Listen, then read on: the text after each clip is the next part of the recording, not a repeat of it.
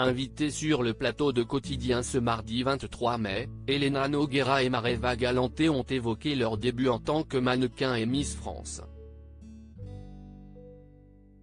Alors âgées de 15 et 18 ans, les deux femmes ont vu plusieurs hommes leur faire des avances.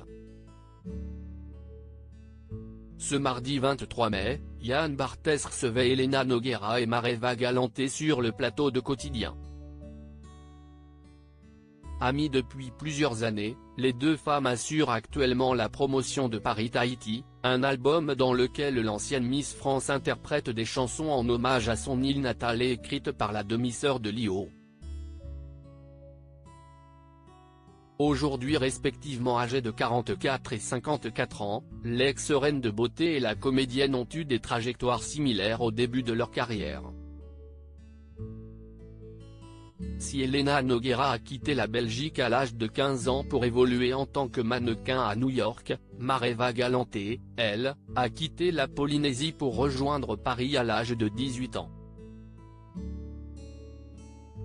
Devenues célèbres grâce à leur beauté, les deux adolescentes ont malheureusement dû faire face aux propositions déplacées des hommes avec qui elles travaillaient. Ces drôles de week-end auxquels Elena Nogueira était invitée lorsqu'elle avait 15 ans. Lorsque Yann Barthès a demandé à ses invités comment elles avaient échappé aux mecs toxiques au début de leur carrière, Elena Nogueira a confié s'être réfugiée dans la littérature.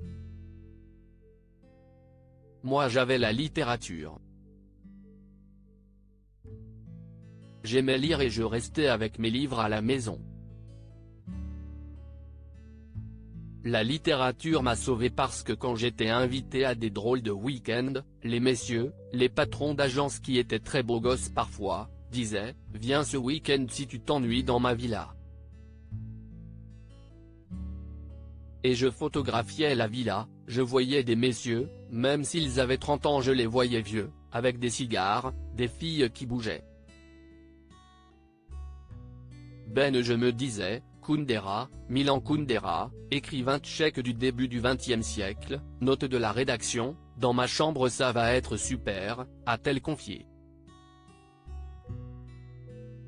Et de préciser, je me sentais pas en danger, attention. Mais c'était l'instinct. Quand ça s'est présenté à moi, je disais non, confie Mareva Galante de son côté. Mareva Galante a confié avoir vécu le même type d'expérience. Je découvrais un monde qui n'était pas le mien, qui n'était pas ma culture ni mon environnement. Donc effectivement, les trucs un peu bizarres, on les sent, on se dit, mais pourquoi il m'invite lui? Pourquoi il me propose de partir en week-end?